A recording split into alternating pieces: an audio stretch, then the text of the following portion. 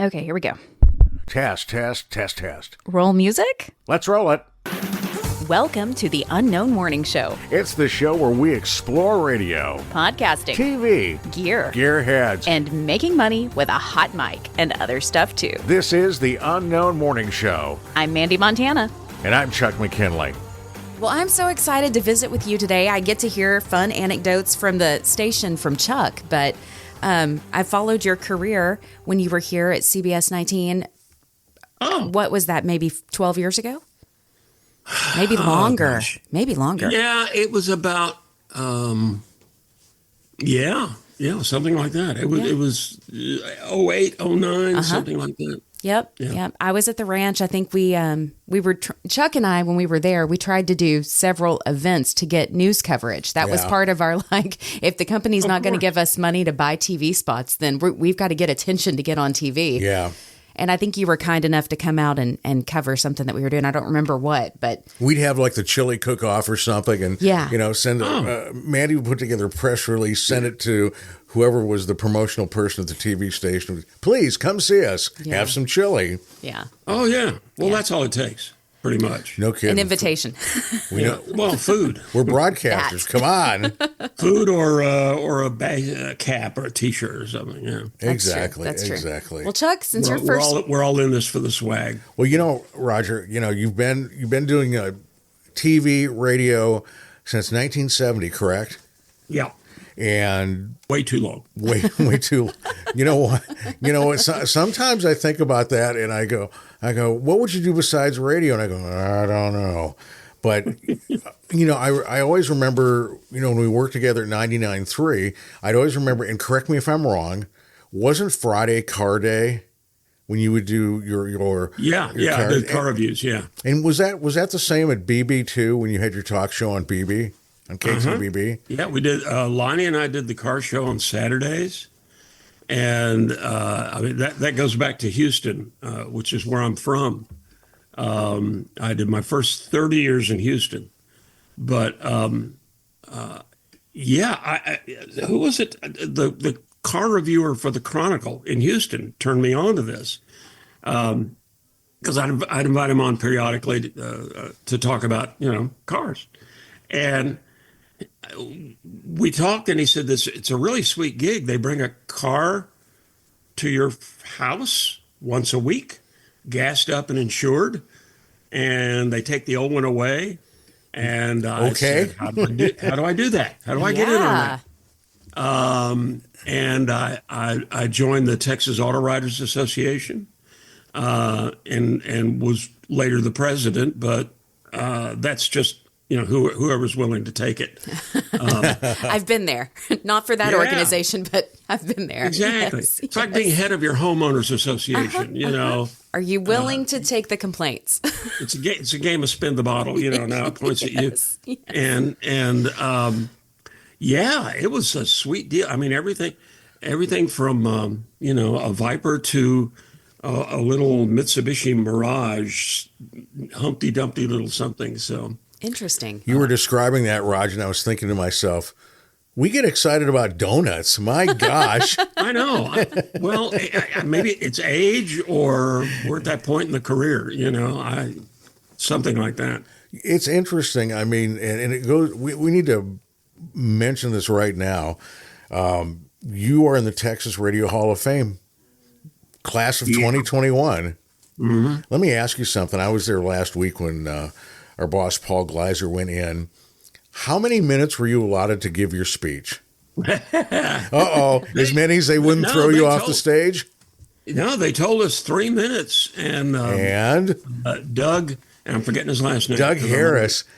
Huh? Doug Harris. Did he do the thing where he would march up the aisle to let you know? He didn't do that to me, luckily. No, he told me 3 minutes, and I kept it to 3. You would think broadcasting people would have develop that inner clock that when you're getting close to a minute, whatever, when you're cutting a spot or whatever. And Dale Hansen was in our group. So I think Doug was back in the back, giving the cut. But it was hilarious. There was a gentleman named Matt Quinn, the mighty Quinn, and Yeah, Doug from starts in the Houston. back. I swear to God, he's standing about 3 feet from him on the stage, staying out of the camera, Yeah. but letting Matt know, come on. He was probably up there about 10, 12 minutes, or it seemed that way. But, I mean, you've covered, gee whiz, and just in casual conversation, we're hanging out at the newsroom. First Persian Gulf War, fall of the Berlin Wall, reunification of Germany, Oslo Accords in Israel. That's some heady stuff. Yeah. I mean, it was fun. The 90s were fun. well, I mean, and I was thinking about this. If there weren't a war, it would have been, more fun. But. Sure. But I think about this as a gentleman where if I'm on the air and there's severe weather, I get a little nervous. What is it like being in a war zone, Roger? I mean, are you just doing the story and your mind is just operating on that level to get the story? Or is there any fear involved? Well, it's, as you probably know, in even everyday instances in broadcasting, the adrenaline overcomes whatever your nervousness is. It's yeah, I mean, I got to give a speech, and then you start doing it. I was working in Houston when, let's see, I get the first thing was the Berlin Wall. I was a reporter, interviewer, I had a talk show, all of that, and a group called the Konrad Adenauer Association, whatever. And he was the first freely elected chancellor of Germany after the war. And they invited a bunch of us, me, Rena Peterson from Dallas, and a guy from the Times in New York and San Francisco, to all come over because it was really getting interesting in Germany. As a matter of fact, we were all having dinner one night, and a Brit that we had met over there ran into the restaurant and said, "They're opening the gates. The wall's coming down. People are coming over." Wow. And we all grabbed our little recorders and mics and the crap you had back then in '89, and ran to the wall and started doing interviews. And guys had sledgehammers and they were knocking out big chunks. Everybody in the newsroom got a piece of the Berlin Wall when we got back. That is, and we only found out later that it had radioactive material. oh no. In the concrete that they had used to build the wall. So I may have caused people health issues, but you don't think about it. It was the same in Israel during the Gulf War when the Scuds missiles were coming in. You put on your little gas mask they gave you, and you go out and you start sticking a mic in people's faces. Mm-hmm. You don't think about it. It helps to prepare before you go, to know who you're going to talk to. Mm-hmm. You don't want to go over there and say, "Okay, where do I go? What do I do?" right. So you try to prep as much as you can. And so I knew the Palestinians I was going to talk to and the Israelis I was going to talk to. I had actually on the Berlin trip, I had made a good friend from an Israeli newspaper. And so when I had to go to Israel, he said, he was the first guy I called. Mm-hmm. And said, "Okay, you need to talk to this guy, this guy, this guy, and this guy." He later went into TV and then was elected to the Knesset, the parliament. He's kind of a big deal over there now. So, I really envy guys, men and women that do this for a living, who are foreign correspondents for a living. Mm-hmm. I interviewed Peter Arnett a few years ago after he had retired, the yes, BBC guy. And I said, "I know now what the attraction was." And he said, "Yeah." He agreed. Mm-hmm. He said, when I came back from Middle East or someplace, and they told me, "You're going to be our White House guy," I was disappointed. That's a plum assignment for most reporters. Sure. But, oh man, really? I'm going to sit in the White House and talk to the press secretary? Okay. So, yeah, it's really cool. I wish I'd gotten to do more of it. I was seeing that Talkers Magazine named you one of the top 100 radio hosts in America for 2 years running. Was this when you were doing Houston, Roger? Buy me a cup of coffee, Mandee. Yeah. I've seen that on other podcasts. That's literally... Yeah, it's like a virtual tip jar. It's really that simple. So you go to the show notes, click Buy Me a Coffee, and then you have an opportunity to support the show in any way you like. Imagine yourself going to coffee with Chuck and myself and saying, hey, I like what you do on the show. I'm going to buy you a cup of coffee. Only all you have to do is click a link. It's that simple. Yeah. Yeah, I was at KPRC in Houston. Was that TV, radio, or it was radio. It was radio, okay. And it was back. It was back. Was that when? Were you part owner of that station? No, that was late when I got hired away by, believe it or not, Dan Patrick. Wow. Yeah, he had started a small radio station, but they got Limbaugh. They got power. When nobody knew who he was. Mm-hmm. And matter of fact, we're over at KPRC, which is the heritage, news talk station. It was early rush. Is that what you're saying, Raj? Mm-hmm. Yeah. Okay, so nobody really knew. Okay, gotcha. Yeah, late '80s, and somebody said, "Yeah, there's this guy Limbaugh who's over there. They say he's going to be big, and in every sense of the word." And yeah, Dan, I was doing well, and Dan made me an offer I couldn't refuse. And this was Dan. I don't know how everybody feels about Dan, so I'll preface it with that. Don't go into business with him. I don't recommend that. But yeah, he offered me nice money, a piece of the station, a car. I mean, it was, so I said, okay, where do I sign? Yeah. Mm-hmm. Mm-hmm. And it was great fun. And then the transition into the Dan we all know now began. I mean, he was actually a fun guy. Mm-hmm. I mean, great parties at his house for the staff and, coolers full of beer and, shooting pool and having fun. And now, he's Dan Patrick. So, yeah. That was right before that happened. I got the was named to the list. And that was back when you could sort of still be a moderate on the radio. Okay, yeah. Mm-hmm. And it became clear, and Dan and I sat and talked about it. He said, that's just not where the business is going. Mm-hmm. And I said, yeah, I know. And I can't be that guy. So went back to straight news. Let me ask you just an opinion. So you were talking about as far as moderate or liberal talk. I mean, there was Air America that lasted a cup of coffee, literally, right? Yeah. But it lasted one Scaramucci. Yeah. What I don't understand is if there's equal parts, you would think, of audience, why hasn't that been some sort of, I don't want to say success, at least some sort of, at least so it could get out of the cradle and thrive a little. Why do you think that's happened where that's not a deal at all?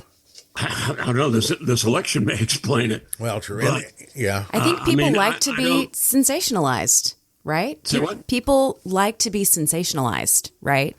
And if you go back in history, right, that was the trend, 100-ish years ago. I feel like it's all cyclical. And here we are again, where 24-hour cable news that's what it is, right? It's mostly opinions and entertainment, drama. Fear right? and anger. And fear and anger. Motivate people. Yes, they do. It does. And fear of the other guy, and you're ticked off about it. Right. As far as the liberal side, I like to remind people, if you look at the most popular ratings-wise syndicated programming, national programming. Okay. It's not Sean Hannity. It's All Things Considered. Ah. Oh. And then maybe Hannity, and then maybe Morning Edition. It's NPR, for crying out loud. Yeah. And so there's an audience out there. They're just not going to talk radio. I guess their motivation isn't I want to be pissed at conservatives. Right. I don't know. I don't know. Chuck, I was thinking the other day, I was, we're listening to the national talk shows, and I sort of regurgitating all the terrible things that the Democrats said, and I looked at Chuck and I said, why don't they just take the win? Go home. You had a good win. Yeah. Enjoy it. Mm-hmm. Let's hear what's going to happen. And it's gotten to the point where, in those situations, whatever one party does, you pretty much know what the talking points are going to be the next day. Sure. We've sat there to go, laptop story, stuff like that. I've sat there and said that, and hell, I played George Strait records for 33 years. I'm not that sharp in politics at all. Not at Nor am I. all. But, so when you're in a situation, Roger, when you get an invitation to interview a president of the United States, how does that work? Now, do you reach out to the White House, wherever you're at, TV, radio?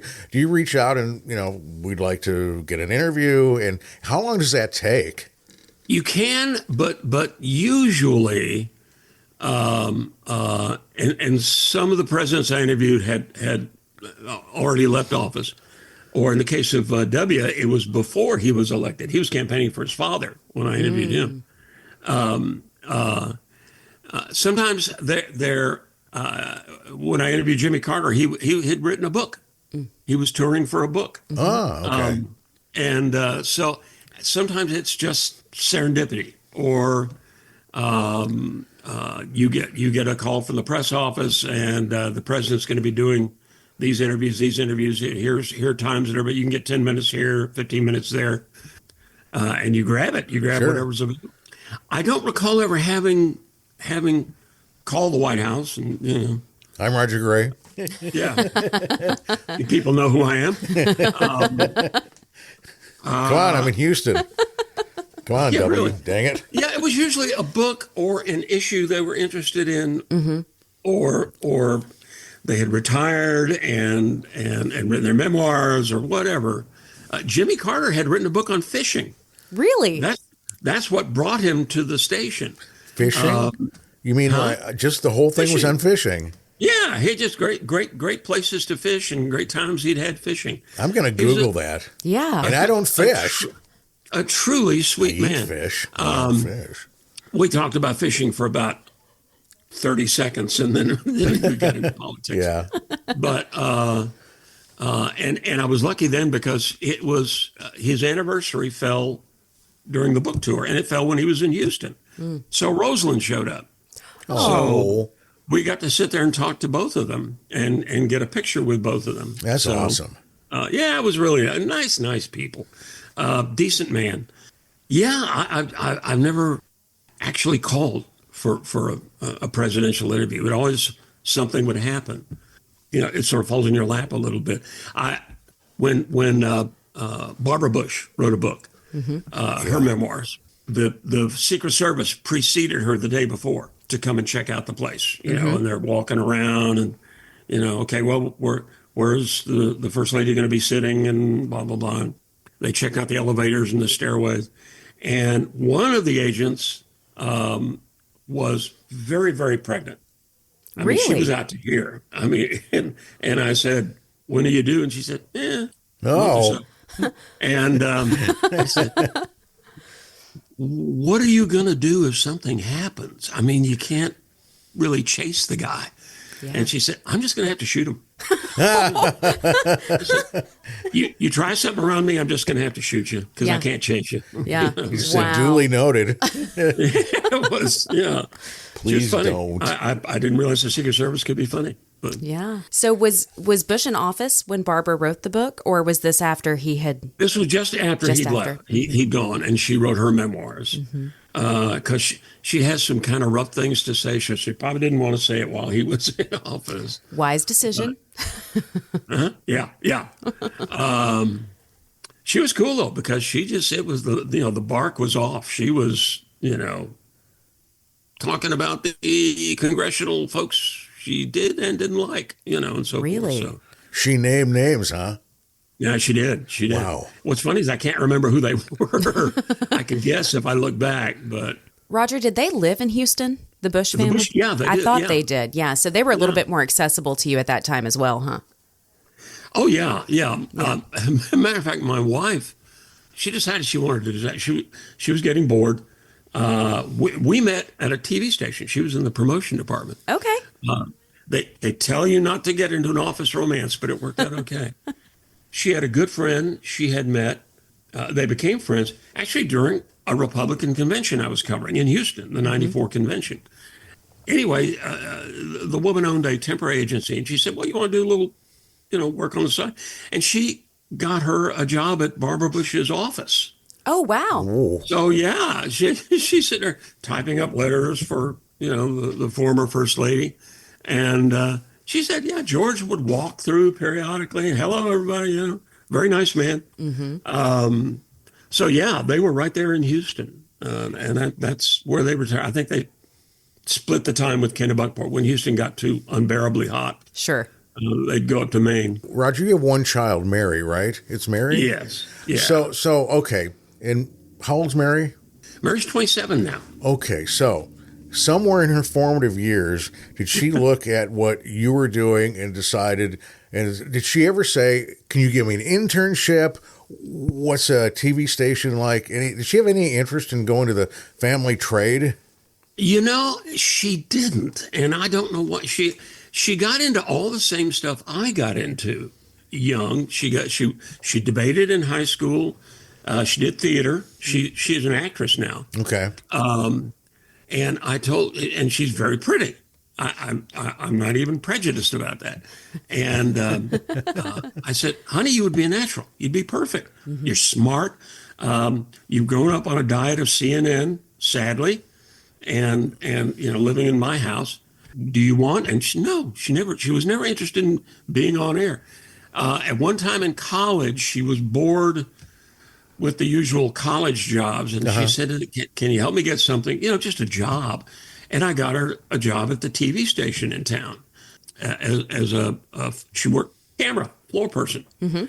And sadly, she started dating an anchorman, and they still are. So we'll see where that goes. But that's as far as her interest went. She just wanted to, have a job that was more interesting than working the box office at the college theater. I remember years ago, I was out of a gig, I think around 2000, and for some reason I thought, I'm going to go to the TV station, see if I can get a job. I walked in, looked around and said, nope, because, more moving parts. And I also found out that because, I'm a lifelong radio guy, the TV people were like, no, you're a rookie. No, you can't. and I was fine with that too, because I looked all the way around at all the gear and going, yeah, I have trouble just putting the dent on CDs in the tray. No, we won't do this. But at least in the old days, it wasn't that as intimidating. When I made the first transition, the gear was a little more basic. The cameras were gigantic. Yeah, I mean, if you can do radio, you can do TV. It's not magic. But I could see how it would be like, holy crap, look at this. Do you have a favorite? I mean, between TV and radio, is there a favorite? I like radio. No makeup? No makeup? No makeup, yeah. No doing clothes. I was quoted in the newspaper when I went from the CBS affiliate in Houston back into radio, to KPRC. I had filled in. They had said, hey, would you be interested in filling in for our morning guy? He's going on vacation. And I filled in, and they liked it, and they offered me a gig. So I went back to radio, and a guy from the Houston Post back then said, why'd you do that? And I said, it's better hours, no necktie, and no makeup. What's not to like? The dress code in radio is great. Yeah, it felt a little weird going to work every day and, dressing like a businessman and then putting on makeup. It always felt a little weird. Well, it always, and I'm always reminded a couple of times a year, Roger, at least from a radio perspective, that, and you always hear it, radio's dying. I think, and it's just my opinion, that people that listen to radio and consume radio on a regular basis, there's still that mystery of what we do. And they like that. Yeah. They like that. It's we had some folks up to the station a couple of months ago. It was when they Texas Rangers had the trophy up. You had gone home, I think, maybe. Right. And the dads were just loving it because it's Texas Rangers trophies, and they had some, the kids were like 8 and 9. And I gave them the 50-cent tour around the station. I said, this is the unicorn of our radio market, because the staff that's in this radio station could populate the rest of the radio market because of cuts. I said, you have something here that's really, really special. So I told them, appreciate it a lot. But I just think that people, they either see how things work behind the mic.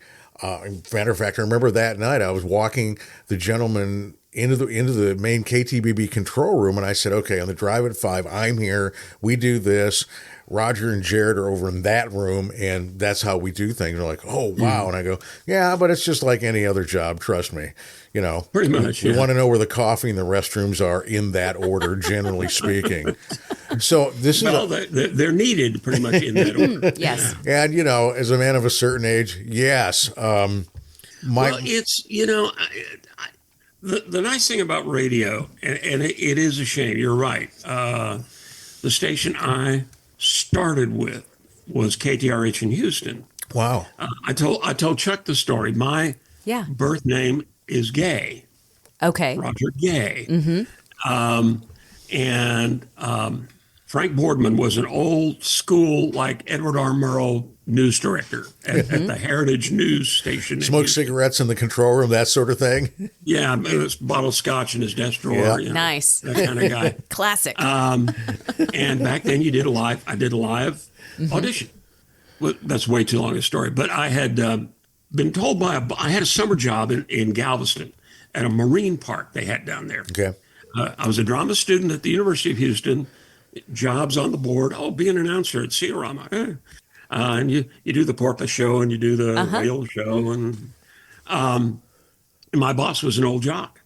And he was also in the Hall of Fame, by the way, Steve O'Donohoe. He's a big jock in Beaumont, Port Arthur area. Oh, okay. And Steve-O, summer was over, park was closing. I was like, okay, I go back to bartending or pumping gas or something. He said, get into radio. Mm-hmm. As a rookie, you'll get the crappy shift anyway. Work it around your classes. Yeah. And he was right. So he told me how to get a third ticket. I auditioned for this guy, Frank Boardman. And he said 8 words to me. When I finished audition, he said, you got the job, kid, change your name. Yep. Because it was starting, the meaning of gay was starting to change. And my dad resented that, but, and I didn't want to hurt his feelings. So I just stuck an R in it. Yeah. There you go. That works. It works. And then when Mary came along, it was always confusing for Karen because, so your husband's the guy on the TV but your name gay. So we finally, after my dad died, we changed it legally. So. Okay. Speaking of names, how did you become Mandee Montana? Well, I was 18 when I started in radio, so I was a baby. Wow. Yeah. And my maiden name is Shackley, and it doesn't exactly have a great ring to it. But also back gay, right? But back at that time, you could still look people up in the phone book, right? Mm-hmm. And I was not quite a minor, but I was really young. And so there were some concerns at the station that somebody might try to look me up or find me. Stalking is a real thing. It's never happened to me, thank goodness. But there was some concerns about that. And so Paula Prince is really who got me into the business and who helped kind of teach me how to, write for my show, plan my show, deliver, words on the air. I didn't know how to do any of those things at the time.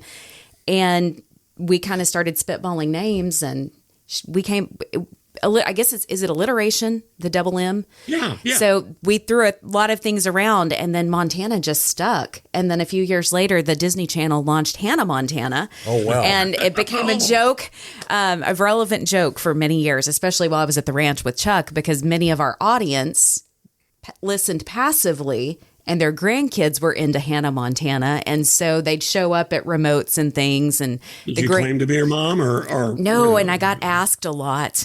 Are you her mom? Are you her sister? Are you related? They'd bring their little DVD set or their CD, and like, did they want you to autograph, Mandee?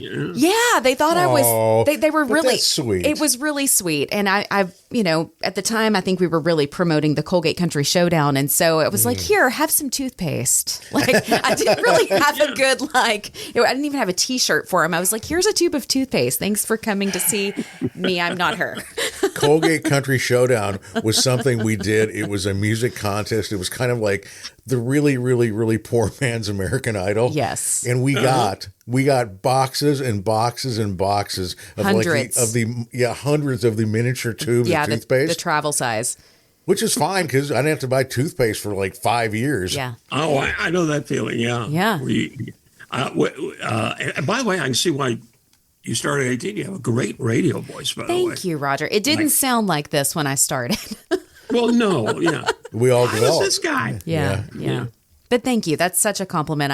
I mean, for you to have been in the business and done all the things that you've done, I take that as high praise. Thank you. It's Roger Gray, dang it. You have that warmth and mellowness. Thank you. By the way, Roger, there's an important question I was thinking about this morning. Uh-oh. And I think it has to do, I think between Tuesday and today, something has gotten lost. And that is, where the hell's Alex Bregman going, Raj? You're a person that has gosh. So last it was, Detroit, Toronto, and staying at home? Oh, yeah. Is he going to? I told Chuck, because every day I check, because I'm a huge, as you'd figure, an Astros fan. Yeah. And most Houstonians feel we have to keep Bregman. They got to pony up the money and keep him. Mm-hmm. I told Chuck predictions are worthless. As I read this, Sports Illustrated says, he's definitely going to the Tigers, and the Sporting News says, it's the Yanks. They've got Bregman. Mm-hmm. And I realized nobody knows. They're all just wet finger in the wind. Yeah, headlines. So I don't know, man. The last thing I read, though, is that the Astros are inclined to go ahead and give him the money. So I hope so. I was reading, and I don't want to sound like we're just going into sports, but it was one of these things where I was like, as I read it, I could feel kind of like breakfast coming up. It had to do with Dak Prescott's injury, the hamstring. Yeah. And I forget exactly the medical terminology, but it was the hamstring is coming off the bone. Oh. And, I'm thinking, that's great if you're doing barbecue, but it's not great for people. You know? No. It's been hard to be a Dallas Cowboys fan for a lot of years. They've struggled. I told Chuck the other day, they have, red flag laws for if you have somebody who is a danger to themselves or others, maybe lock up their guns. And I think there need to be special red flag laws for Dallas Cowboys fans right now. And I like to remind people, please remember right now, the Canadian Football League is now in their playoff season. Thank you very much. I have been a big fan of the CFL since Johnny. Really? Since Johnny Rogers played for Montreal in the 70s. I always thought, and I'm attracted to things like that. It's kind of like where you can ply your trade if you can't ply your trade. Like if you're playing hockey in Europe or in the American League versus in the Bigs. I don't know. I've always thought that was just kind of, I don't know why my lizard brain operates that way. I just know that it does. If you think about it, Doug Flutie played in Canada for a while. Hall of Famer there. He and his brother. A great Houston Oilers quarterback, Warren came from the Seattle. He won the Grey Cup, couple of 2-3 years. Yeah. I think he won it like 3-4 times. I mean, it was enough to where when he came to the States, because he was maybe like a 28-year-old rookie or something? Warren? Something like that, yeah. I mean, and then didn't he last 20 years in the Bigs here?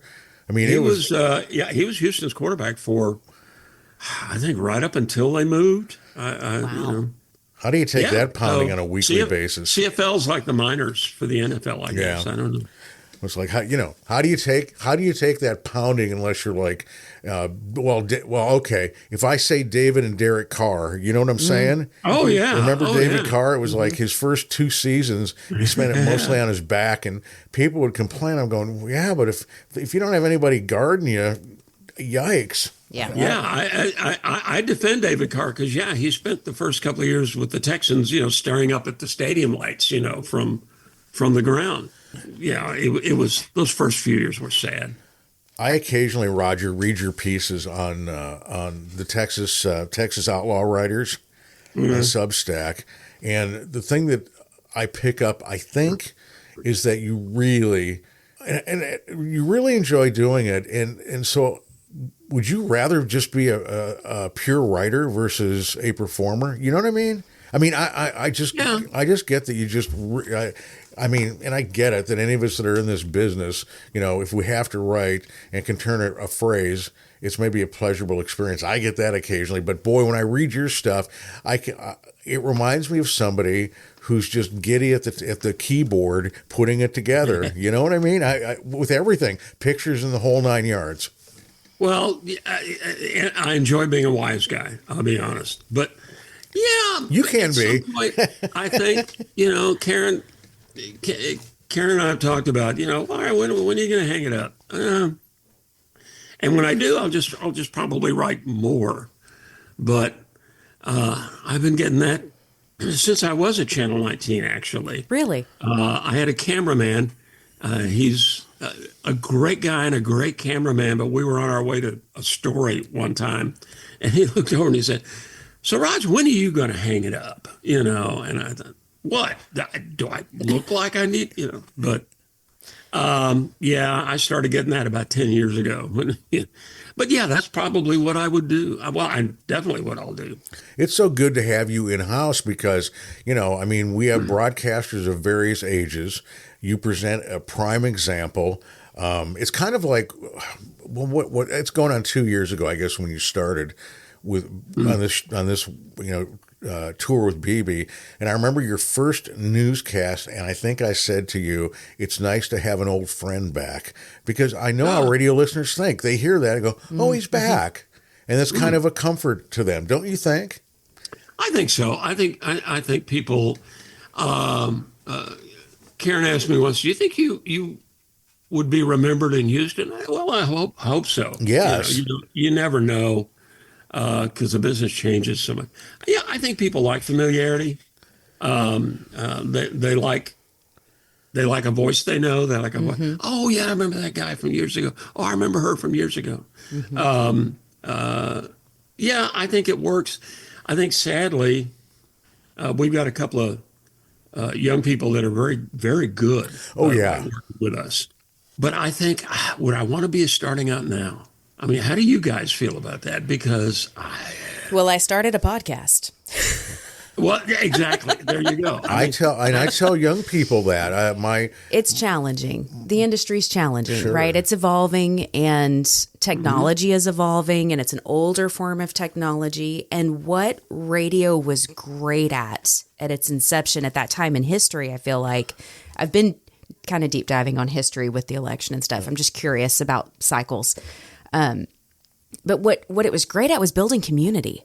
It was how people were connected because we didn't have television and telephones, we used them for communication, but it wasn't the same community building. You weren't all listening to the same thing initially with radio, right? And so I feel like that piece doesn't exist in the same way anymore because we have so many different avenues from social media to the computers that are phones in our pockets, right? Yep. So it's almost like we're too connected sometimes. But I feel like that was a really powerful thing that radio was able to do. And I just don't know that, in our society now, like sociologically, like, does it continue to move forward with us? I don't know. I don't have the answer. I mean, this is like an appendage now. Sure. It is. Yes. Yeah. But I mean, when you started, Roger, you were a specialist at your craft and one of the few. It's like now, for instance, if let's say a celebrity dies, everybody and their uncle gets on, whatever platform they're on and say so-and-so dies, and they cut and paste the article. I mean, and I've said this before, social media is not social and it's not media, and I don't understand why people take shots at news? Because I always say, there's a huge difference between news division and the opinion division, Well, but people aren't taught that. The people aren't taught that. I mean, I don't think people understand. I was thinking about this too. Like, when was the last time most of the American, all of us adults, when was the last time we took a government or civics class? And most of them didn't take a journalism class, so they don't necessarily understand that the press is intended to keep government in check, and that's a good thing. That's part of our democracy and how things are interwoven, but they don't know that. And so it's hard. I don't think they know how to wrap their heads around it. And if they don't understand how the government actually works and how economics actually work, then they're just responding to what news has evolved into, which is opinions and sensationalism, right? Yeah, and it was that once before. I mentioned Edward R. Murrow earlier, he's like the godfather of for anybody in news. Don Eduardo, the godfather. Yep. But he kind of from World War II on ushered in that era. As a news director once told me, if your mama says she loves you, get a second source. Yes. Yeah. I mean, it's play it down the middle. If you're going to interview an Israeli, interview a Palestinian. If you're going to interview a pro-gun guy, interview an anti-gun guy. Yes. And give it to them. Play you be tough with both of them. Right. And that was the way I was brought up. I don't think it's that way anymore. And it's when I was at one TV station, I won't even name which one. The station manager literally walked in the newsroom and said, "We're going to have a point of view." Wow. I had never heard that in a Whoa. broadcast newsroom before. And it's I'm not telling you to lie. And the news director was a good friend. He took me aside later. He said, "I won't make you do any of that." I said, "Well, because I wouldn't." Right. And it has changed, and I think that's a shame. But if you think about before Murrow and that guy, if you think back to William Randolph Hearst and the old days, yellow journalism, Exactly. radio, newspapers. There was the liberal paper and the conservative paper. They all had a point of view. I'm afraid that even-handedness is a relatively recent phenomenon, and now I think it's going away again. If it hadn't gone away, I mentioned Limbaugh. That's when it started going away. Let's be honest. Yeah. But, Did that have to do with fairness doctrine, Roger? I never had a problem with fairness doctrine. I thought it was fine. Well, maybe I'm wrong. Wasn't Pardon? fairness doctrine set up as for, basically equal representation? Yes. I'm sorry. For equal representation of the facts? Yeah. Because now somebody can just... you had to have a Democrat, vice versa. Yeah. Because now, let's face it. Not everything that we read and consume as information consumers is true. Not at all. Right. No, not at all. And it's and there's nobody holding your feet to the fire except the other side. I'm sad that it's gone because that's what enabled not just talk radio, but it enabled broadcasting in many forms to go to the extremes, whether it's MSNBC or Fox. Sure. It allowed us to, forget the other guys. And I don't think the public is served very well by that. I agree. I always have this thing that I feel, Roger, that whatever party you're into, that you have like 10% on each side screaming, and then everybody else is doing what normal people do, which was, we're taking care of our families, we're doing our jobs and stuff like that. And I get sick of that. I'm still getting in my email this morning requests for money and political type stuff, and I'm like, really? Yeah. Oh yeah. And I'm just, and I was like, I just don't do that. Oh goodness. Well, and the campaign never ends. Let's be honest. Now who's going to be next? Right. Who will follow Trump and who will oppose him? Sure. Is J.D. Vance going to be the man one day? Will Gavin Newsom be running? Stuff like that. I think the answer is yes, yes. Yeah, yeah. You're talking about. I was thinking about radio consolidation in general. It's happened since 95, 97. Right. Have you? And since a lot of I guess the majority of your career was in television, did that get into TV as much as radio, Raj? It took longer, but yeah, it has. My last news director job was in Amarillo for Sinclair Broadcasting. Okay. Sinclair is a very conservative outfit. And that's okay. Your management can be whatever they are. They can vote for and donate to whoever they want to. But the newsroom is the newsroom, and that's the way it should be. Mm-hmm. That isn't the case with them, I have to say. And I guess I kind of knew that going in. I was the regional news director. That was another radio to TV situation. I was a regional news director for Town Square Broadcasting up in Wyoming, for the Wyoming, Colorado, Montana area. Okay. No relation.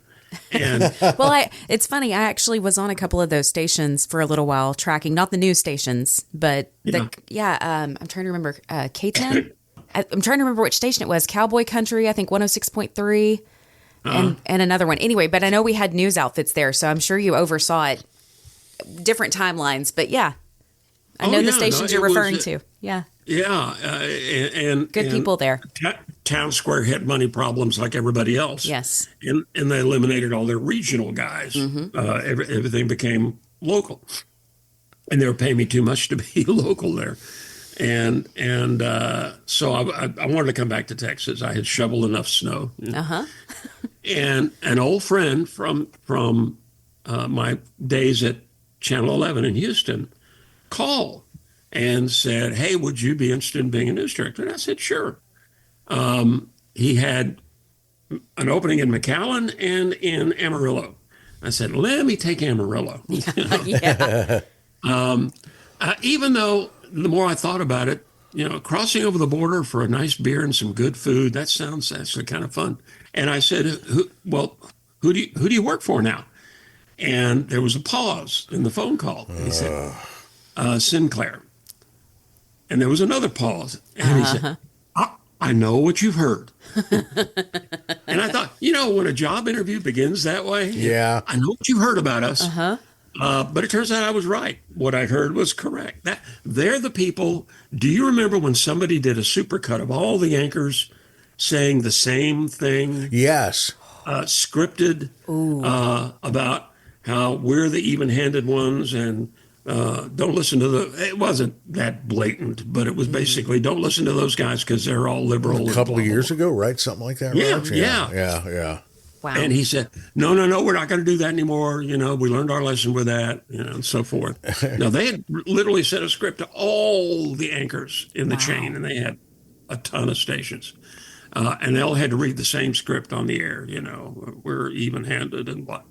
And they weren't. They made us do editorials in the middle of a newscast, which doesn't belong in the news. But anyway, so yeah, it's and it comes through ownership. It's crept into TV now as well. And to something Mandee said earlier that I wish I had said more on. Radio used to be your source when there was trouble, when there was in Houston when there was a hurricane coming. Right. And I mean, we still have rules that date back to the Cold War because radio was your source of info if the Ruskies were sending missiles over, Yeah. Mm-hmm. And when I started at KTRH, I was a college kid and I was a weekend anchor. Gosh, we had our own news writers back in the back typing up scripts. We had, it was fully staffed and all local. Chuck, what our buddy Paul is doing at BB that's about as close as you get these days. Oh, yeah. And it's a rare bird in the business anymore. KTRH, where I started, it's now practically all syndicated, very little news. It's not the first place you're going to go to when the hurricane's coming, you're going to go to this. Right. You know? Yeah.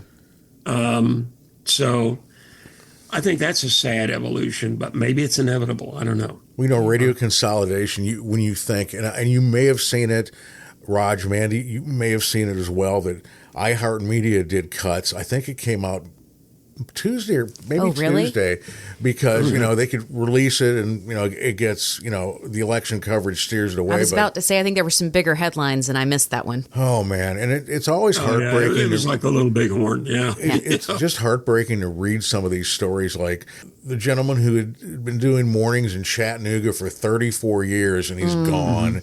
And it's just, I don't know. You see all this, and you just think, well. And I've said this, what is it going to be, a blow-up doll and a laptop? And I'm like, well, maybe it is one of these days for these markets like that. Yeah, it could be. I know that they changed one of the rules, because I interviewed the head of the FCC. He came to visit. They changed one of the rules not that long ago, where if you have, you got your mothership station. But if in some little town nearby, you have another station, I'm trying to recall the details. It's that 25-mile rule.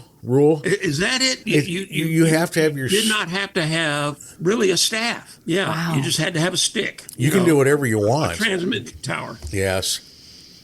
And I know when I was at 56, Channel 56, we were doing. Our anchors were also the anchors in Lubbock. They were the anchors in Baton Rouge. Yeah. And I remember asking a wonderful woman, Jennifer Keelman, who's now over at Channel 7. I remember asking her, I wonder if the people in Baton Rouge ever wonder why you never show up at a supermarket opening or a an event, because you're really in Tyler. And she said, yeah, I've wondered that too, because I'm your local anchor. No, I'm several hundred miles away. Yeah. But that's where they don't even have a control room. I don't think anymore. Oh my goodness. At one of the stations, they don't have a control room here anymore. They're operated out of like San Antonio or something like that. Are you talking about the TV station, Raj? Yeah, TV station. Wow. Yeah. Yeah. When I was in Amarillo, our cameras were robotic. We did not have cameramen and women. Yeah.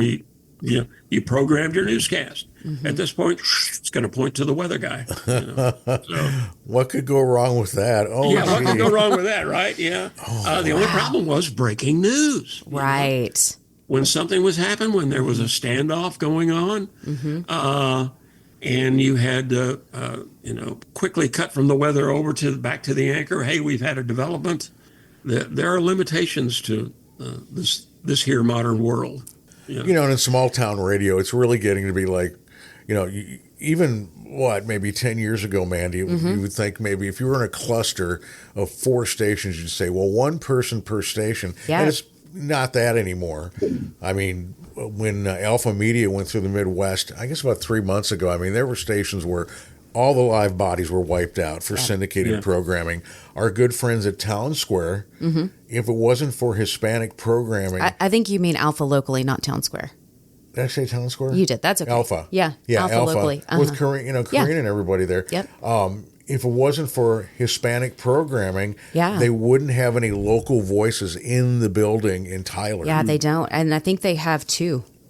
Yeah. No, well, 3. Victor's part-time, but that's the interesting thing. Like, he's also doing sales, and he's also an entrepreneur and has other endeavors, because having he has to. He has to, right, to make ends meet, because man, radio doesn't pay. It's like being a teacher. When I would tell I have a lot of friends that are in education, and we would talk salaries and stuff, and they were always amazed that my base salary was less than what they were making in education. And if I didn't hustle and do remotes and endorsements and, additional work, I was really kind of low pay. And you always know the gig is going to be bad when in the process of you're talking about salary, they start, the local management will pitch, well, you can get live spots and you can get remotes. And it's like, Whoa, To me, the giveaway is when they say, the cost of living here is really great. Right. It's really low. Right. Which means the salary is going to be too. Yeah. I was sometimes surprised. I mentioned, of course, it's NPR. Yeah. But I found out anchors at NPR, they're making 60, 70, something like that.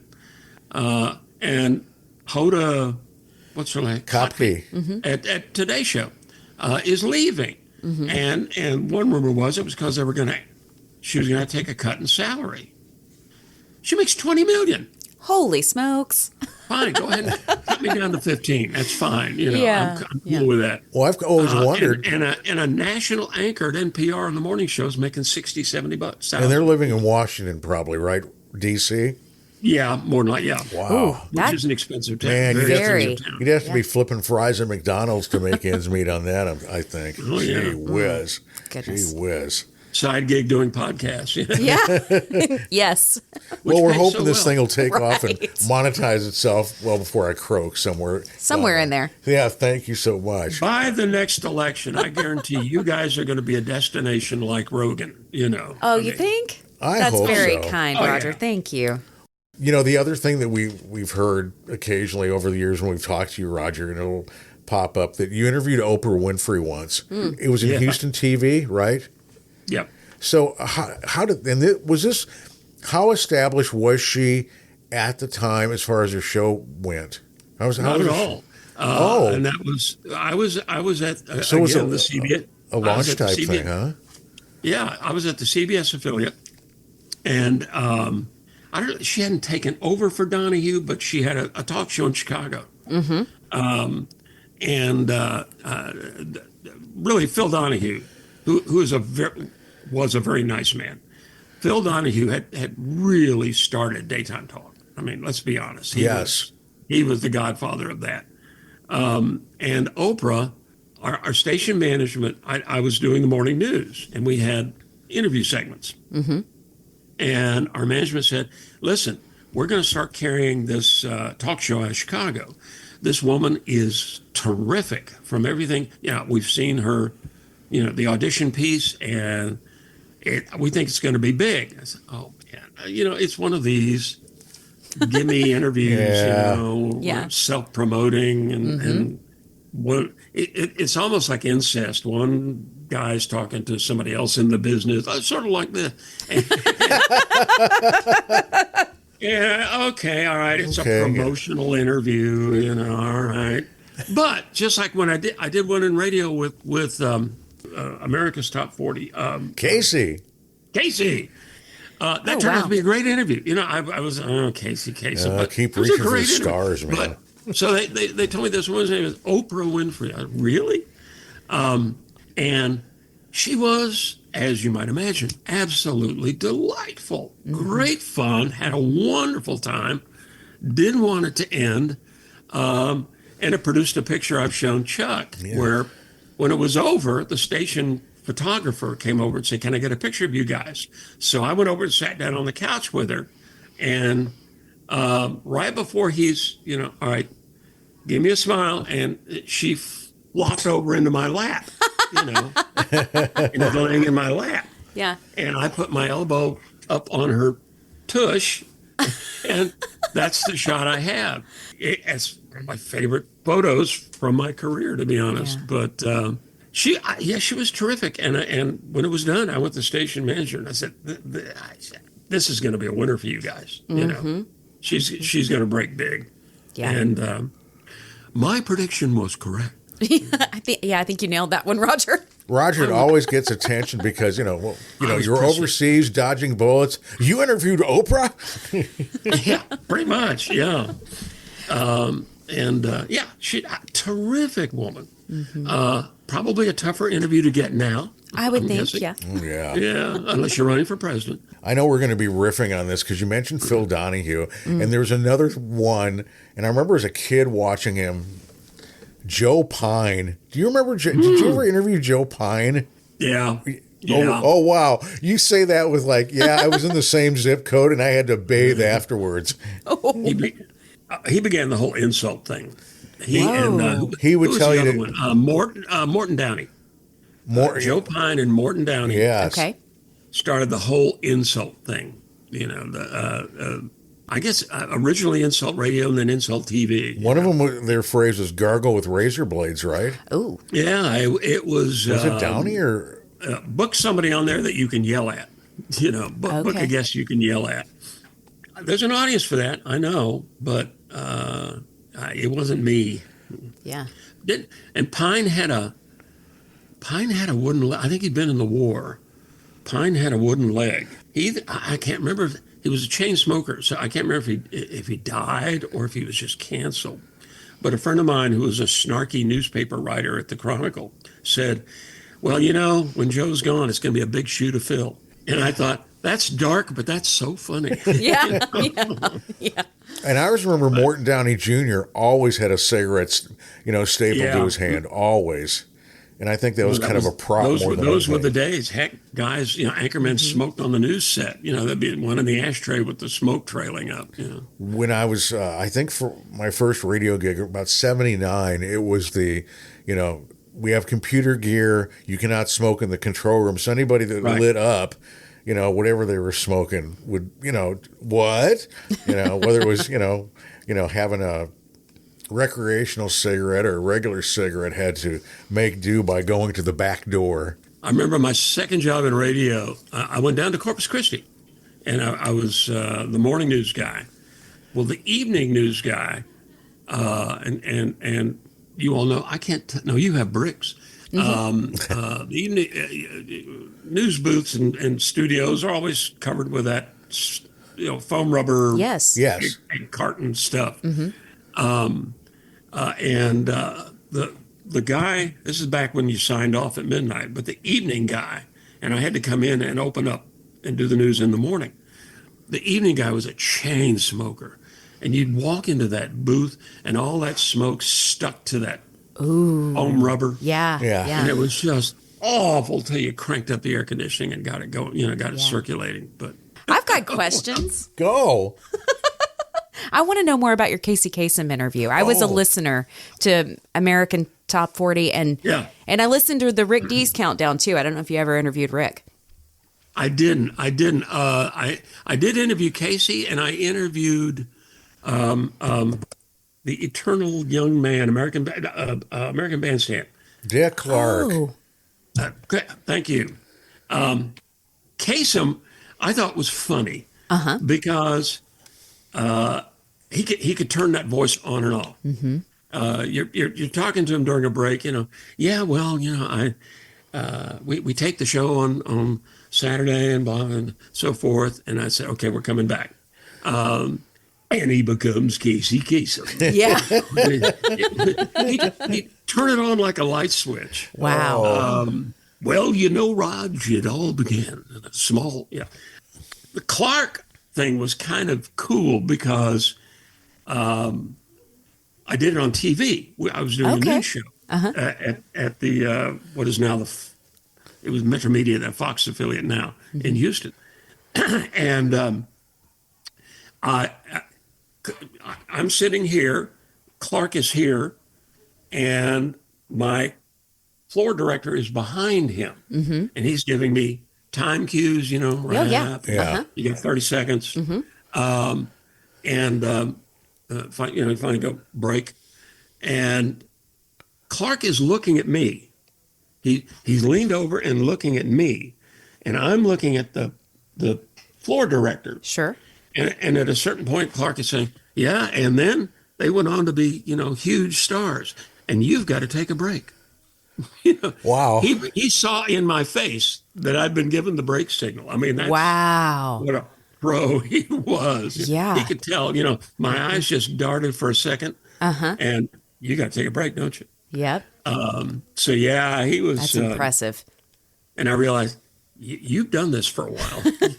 Was Dick as genuine, an interview as he seemed, to America doing bandstand and everything? He really was. Of course, I never had to do business with him, so maybe he's a very different animal there. But very nice guy. Mm-hmm. I'll tell you who else on that.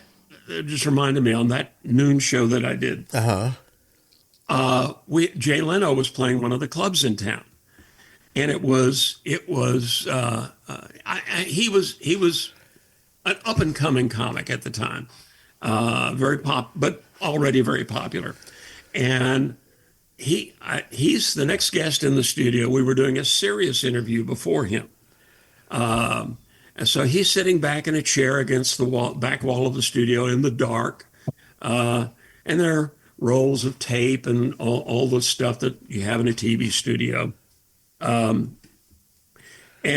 the interview before him was with a doctor because herpes had become a big thing. Oh, dear Lord. This is late 70s, Okay. And Early 80s, yeah. So this doctor was explaining how you get it. Well, we know how you get it and so forth.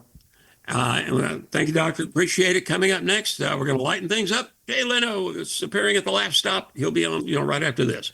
And Leno came up. He had listened to the interview. I had a feeling we were going there. He grabbed a piece of red gaffer's tape, a roll of red gaffer's tape, tore off a little piece, and he stuck it right here. And he sat down on the set during the break, and he said, "Don't say anything. Don't say a word." We did the whole interview with him with this piece of red tape stuck on his lip. And I always thought that was genius. That was just hilarious. Did you get calls about it, Roger? No, we did. Not that I'm aware of anyway. Is that young man okay? But the things you do get calls about sometimes surprise you. I remember when Reagan was shot. We went to the network, obviously, and so forth. Okay. And I know it's coming. some lady called very angry. I missed my show. Exactly. We had canceled, we had preempted Young and the Restless or something. I don't know. As the World Turns or something. I tried to tell her, "Ma'am, the president got shot. We don't know if he's going to live or die." I said, "Well, when you know, you can come back on." In the meantime, I want my show. I know. Yeah. So I feel like we get that around here when we have severe weather locally. Oh, yeah. That tends to be the complaint from some people is, why that tornado's, 50 miles away from me. Why are we, watching this thing when I could be watching the football game or whatever? I have sat there. Exactly. Roger, I've seen, on our news partner, KETK, Carson would be doing weather, and he would say something basically like, this isn't reflecting on Carson, he'd say, look, this is a really serious weather information. We know that you're missing your television show, but this is much more important. And he wasn't lecturing or anything. He was just saying, people could die. yeah, Right. yeah. Unless you're a fan of death, no, not. But when you're sitting there comfy, cozy in your living room and you're expecting to see, your regular show, okay, I know it's an annoyance, but we have a large viewing area. Yes. A large listening area. And when you think about it, Roger, it's not like in the 70s where if your favorite TV show was on and you missed it, like in January, you had to wait till rerun season. In the summer, you have streaming platforms you can go to, et cetera, YouTube or whatever. It's just, It's funny. People are funny. We're spoiled. Yeah, we are. Roger, you've got some great stories. Is there anything that we haven't brought up that you want to share? Any great interviews or a memorable moment from your broadcast career? Just a couple of interviews that told me something. The easiest interview I ever did was Jesse Jackson. Really? The Reverend Jesse Jackson. Jesse can talk. This was in the 80s. Yeah. He was very prominent. I think I can't remember if he'd run for president yet. The nice thing about Jesse was he made your life easy because we had him on for an hour. I would ask a question at the top of the hour, and then I'd ask one at the bottom of the hour. And then I'd say, "Well, Reverend Jackson, it's been great having you here." Because he would fill the half hour. It was interesting. Conversely, I interviewed Prime Minister of Israel, who was assassinated. Was that Rabin? Rabin, thank you very much. Yitzhak Rabin. I had the wrong Yitzhak. Okay. And Rabin talked very slowly. And it's like interviewing Kissinger. And it was the opposite. It took forever to get to my second question because answering the first question took so long. Gerald Ford was a little like that. Gerald Ford was very and a little frustrating for an interviewer. When you want to say, come on, let's speed it up. But you don't say that to the Prime Minister of Israel. No. So. But yeah, I interviewed Arafat and some others, and Wow. It's been a lot of fun. It's if you're lucky, that was one of the advantages of being in a big market, to be honest, because the famous authors and politicians come through. You know, that won't always happen in a lot of other markets. We used to do people from Newsweek and Time Magazine every week, talk to their reporters, and Karen said, "Well, why don't you do that up here in Tyler?" I said, "Because they won't know where Tyler is. You know, they only hit the big markets." And but I wouldn't want to live in Houston now. So No. I always used to tell people. there are compensations for that. I always used to tell people when they would ask, "Where's Tyler?" I go, "Okay, Dallas is on one side of the room, Shreveport's on the other. We're in the middle. That's where Tyler is." Well, that happened to Paul and I. We were at we covered both conventions in 04. It was Kerry and W. No, 04. Yes, I think that's right. Yeah, I think that's right. I think I'm right. Yeah. Anyway, so we went to Boston. We went to New York. I think it was Boston. They set up Radio Row for all the stations around the country, and the politicians and the celebrities and all that, they just work their way down from station to station to station. And I remember they sat down, Richard Dreyfuss was there, the actor, to promote John Kerry. He's a Democrat.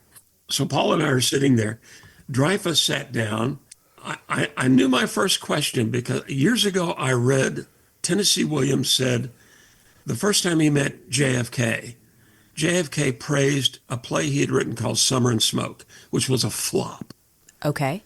And Williams said, but he was smart enough to know to praise he didn't say anything about Cat on a Hot Tin Roof. He praised my flop. And for a writer, that's like, oh, somebody who got it, Right.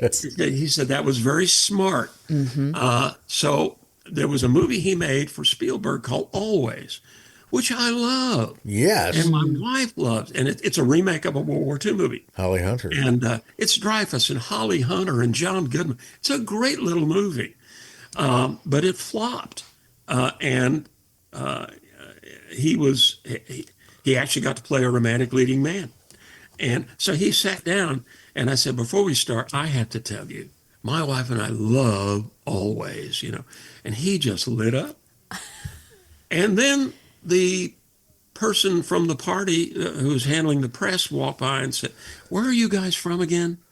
And Paul said, Tyler, Texas. And he's, Mr. Dreyfuss has another interview he has to do. And she basically yanked him.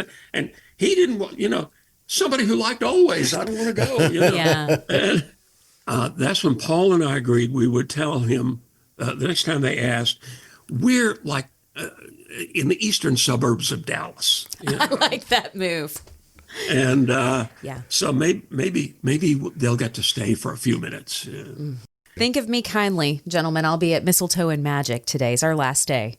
Oh, really? Yep. I'm a member of the Junior League, so we're wrapping up that at 4:00, and then all the beautiful decorations and everything have to come down, and we have to move out of the building. That, right? Somebody has to do that. Yeah. So What does the Junior? I'll be honest. What does the Junior League do? This is your chance to plug it, because years ago I dated a woman who was in the Junior League in Houston, Yeah. and I never really understood.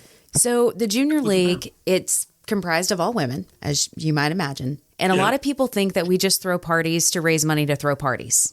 And honestly, that's what I thought when I moved to town. That was my perception of it. But what we actually do, we raised funds that we give back to partner agencies, and then the projects that we actually do here in the community. So some of the projects that the Junior League has done over the years that are successful, we started the Tyler Museum of Fine Art.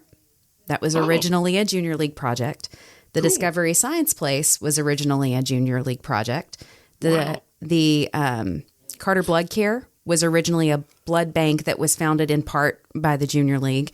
And Hospice of East Texas was originally a Junior League project. Wow. So, so it's and there's smaller projects that are currently evolving. Probably the most recent one that's kind of gaining some traction is called the Care Closet.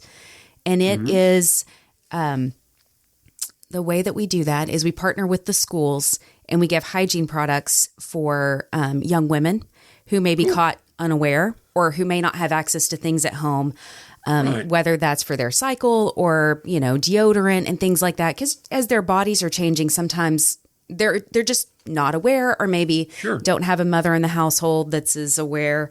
So money's tight. Money's tight, exactly. So we fund the supplies, and we also gather supplies from various agencies, but we place those in the schools. So we have a permanent closet in TISD, I believe in the high school, but we're also working our way down into some of the middle schools and even elementary schools around East Texas. That's just one current project that we do, but we have a variety. And then we partner with agencies that they submit applications to us to receive funding, and it goes through kind of a rigorous process throughout the league. They come and give a presentation to us to request funding for the year, and then we decide how much we're going to allocate. And we're good stewards of our money. We raise it 1 year, we save it for a year, and we don't spend it until the third year. So we're never ahead of ourselves as far as whatever we raise at Mistletoe and Magic this year in 2024 won't get allocated until 26. That's very cool. Yeah. Very cool. Yeah. So I was really I'm much more impressed now about that woman I dated years ago. Well, that was one of the things when I joined the league. I told them, I said, I know I'm new, but I'm stepping into this a little bit older. A lot of women join in their 20s. I joined at 39. And one of the things I told them was, you have a story problem. People don't understand what you do in the community. And if you don't start telling your story, they're going to create stories about you. And then you're not in control of the narrative. So you're just a bunch of rich women who want to get your picture in the paper. Exactly. And so I said, what we're doing is pretty amazing. But if you don't start communicating that on social media and with the news, the news departments in town, they won't know. And then they're not going to get behind you and help get the word out to the general public. So they've actually teamed up with Cause Creative Agency, and they're doing a campaign this year. So I'm really proud of them. I'm glad they listened. And not that it was just me. I know other people have said this to them too, but that was kind of I'm going to drive this nail home with as many people who listen to me in leadership as I can. Well, and there are people that if publicity is your problem, you really need to listen to people in our business. Because correct. We get the press releases and we know which ones we ignore, and we correct. know which one. And I ignored them for years because, like you, I mean, I really did. I just thought it was rich women throwing parties to raise money to throw parties. And I didn't... Something gala. Yeah. And so I didn't want to offend them by that. But their mission, Junior League mission, like international, is to help promote women and children in the community. But they also do it through volunteer service hours. So those partner agencies that we give funding to, they also must take a volunteer from the Junior League alongside it. We have to commit service hours alongside the funding so that we're part of the process and that they have skilled volunteers. It's interesting. Thank you for asking. I appreciate it. That's very cool. It is. Well, thank you, guys. Thanks, Raj. We appreciate it. Like I said, Saturday and all. I'll have to stop by the station sometime and have a cup of coffee with you. Please do. I will. Please do. I'll come by and visit when I'm not going to interrupt Chuck's workday too much. And it'll come be by after, and we'll all have a beer together. Yeah. Oh, that's even better. Okay, let's do it. Better. Okay. Thanks, Roger. Enjoy your weekend. Thank you, guys. Thank you so much. We'll see you Monday, Raj. This has been another episode of The Unknown Morning Show. I'm Mandee Montana. And I'm Chuck McKinley. This is our show to explore radio, podcasting, gear, and the gearheads that use the gear, and making money with a hot mic, and other stuff in between. We'd love for you to follow us on social media as well. Follow us on Facebook at The Unknown Morning Show and Instagram at The Unknown Morning Show. See us on YouTube at The Unknown Morning Show. Thank you for listening to The Unknown Morning Show. I'm Mandee Montana. I'm Chuck McKinley. And remember, be kind and rewind.